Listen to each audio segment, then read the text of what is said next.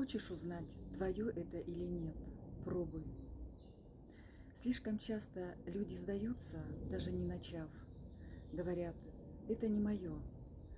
Хотя даже совсем и не попробовали по-настоящему. И только действия открывают новые горизонты. В нашей международной легальной компании мы видим, как меняются жизни людей. Люди приходят с сомнениями и находят свое призвание, потому что они решили сделать первый шаг. Они пробовали.